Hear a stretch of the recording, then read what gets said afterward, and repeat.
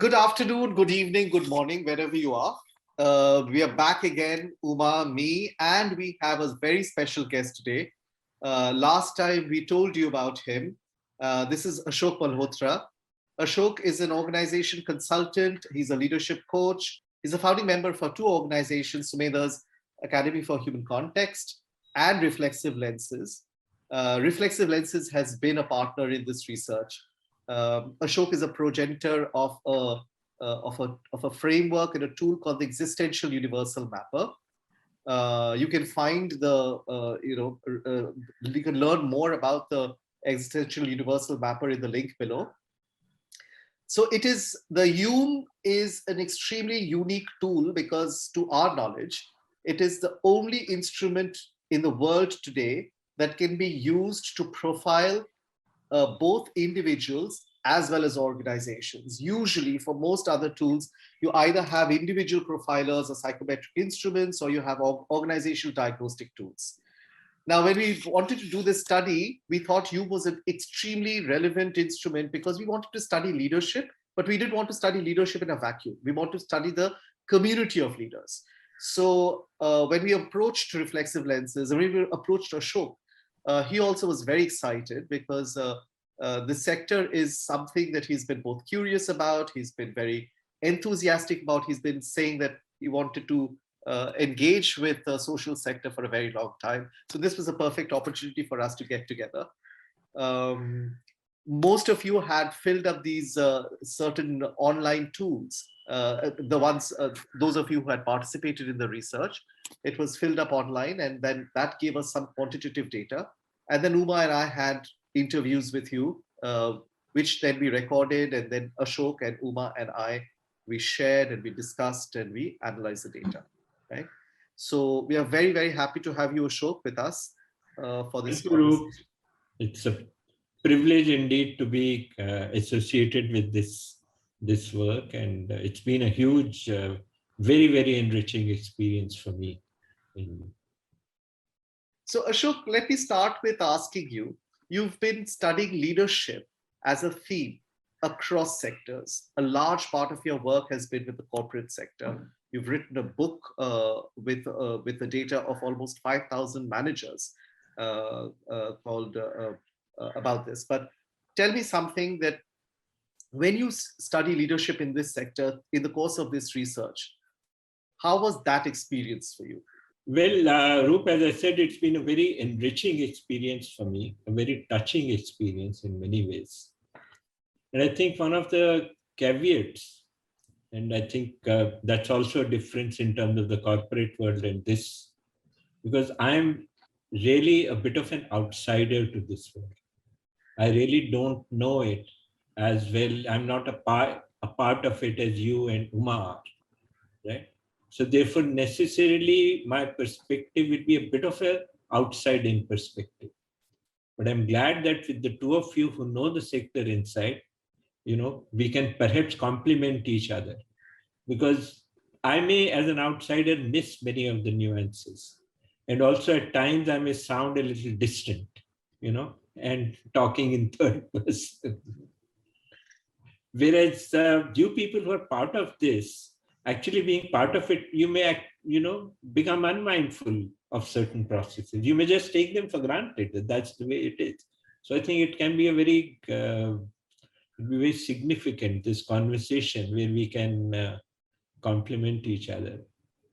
Needless to say, it's been, one of the things which has been very significant is getting to know, getting a glimpse into a set of people, a set of leaders who are so committed, who are so resilient, and who work in, in a very, very challenging, at times hostile context, and at times at a huge cost to themselves.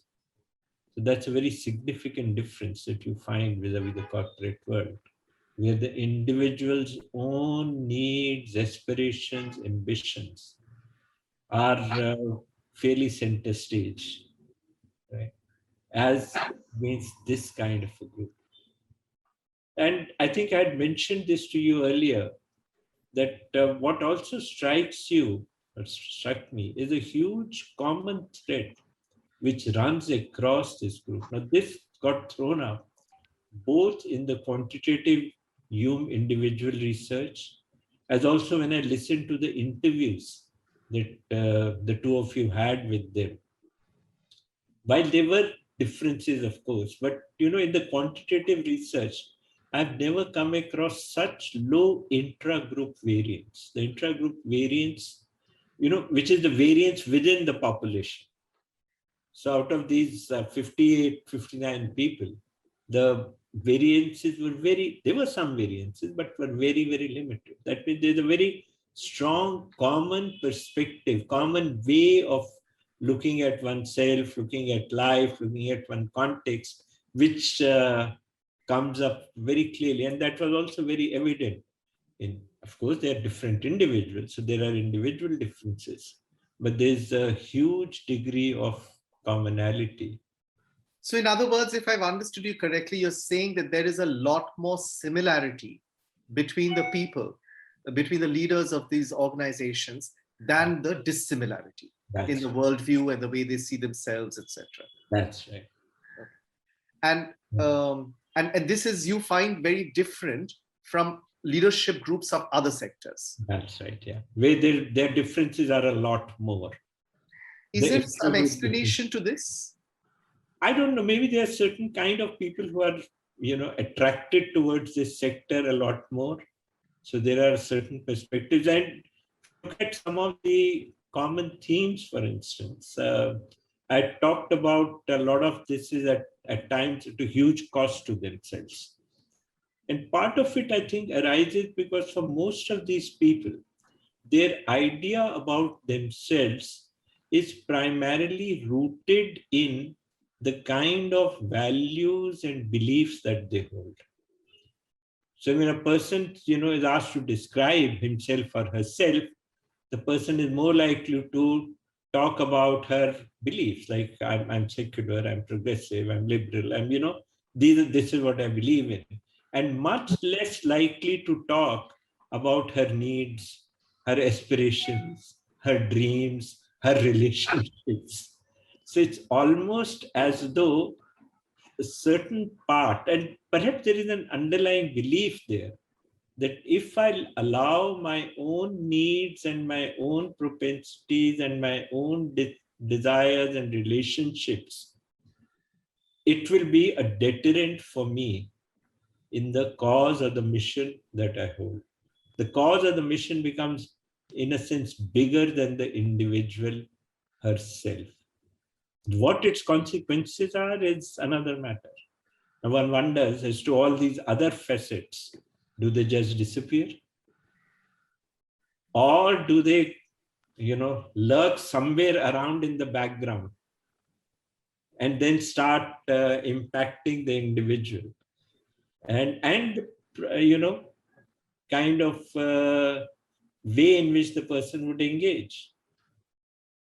Right. That's interesting, because what I'm also trying to match with my experiences of the interviews and is that when we asked people what got you into this work, right, there was a clear pattern in terms of either ideology that one inherited from one's parents. Yeah. So there was a huge either a father or a mother who was very ideologically motivated, either politically or socially, and the person has therefore been a carrier of this legacy.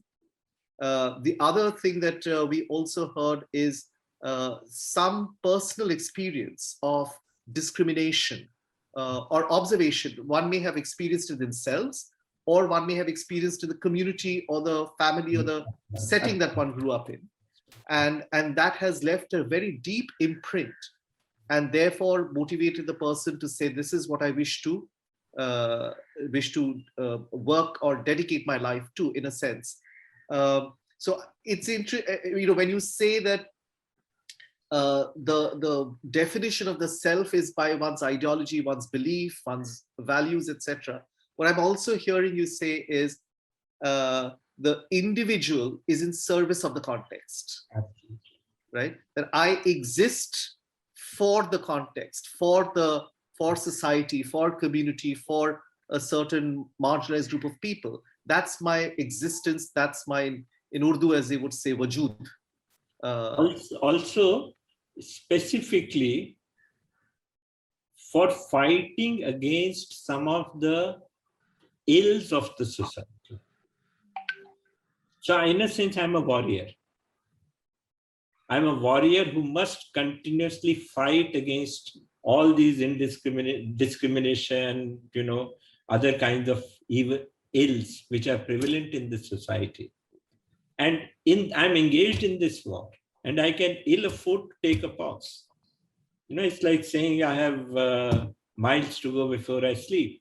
So, no matter how much, so I must put aside. But some of the implications of it are very interesting.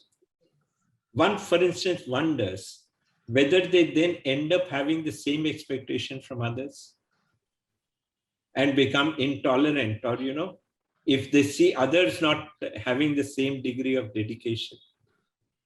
The second is a certain disdain towards, mundane aspects of life, even mundane aspects of running an organization.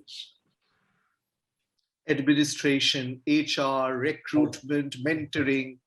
I completely agree. I remember one, and not as a part of this research, but another friend of mine who runs an organization. He's saying that I haven't come over here to mentor other people. I have come here for the mission. The fact that I'm working with people is an incident. In fact, I heard one of these people say that, there's always a struggle between commitment to the mission and compulsion of running an NGO. I think it was articulated. Yeah, in this sector, Ashok, this often says, this is a very common dilemma that many activists say, that sanstha versus sangathan, or organization versus movement. That there are many a time I have to make choices keeping my organization's interest, safety, protection in the center.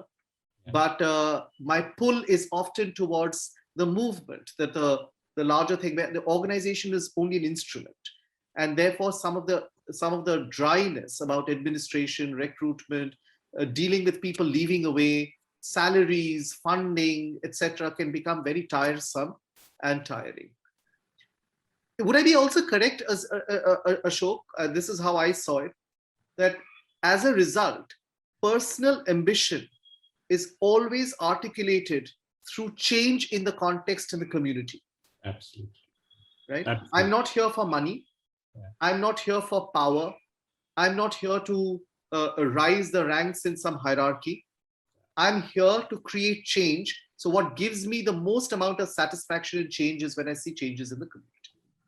Very, very true. Because you see, in fact, most of these people, if I go back to the young individual data and the organization, they don't see themselves as competitive, but they experience other people as very competitive. They don't see themselves as very ambitious, but they experience. So what happens to their own competitiveness? What happens to their own ambitions? So, do they just disappear, or as I said, do they impact them in some ways which they themselves at times may not recognize? So let's do something. Let's take in the subsequent sessions each of the themes that has emerged from the research and dig a little deeper. But thank you for giving us this overview, because it gives us a flavor in terms of the kind of study and the insights that this research has generated. To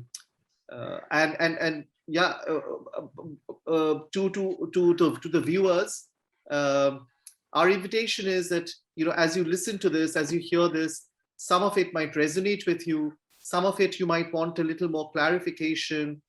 Please do write to us in the link below.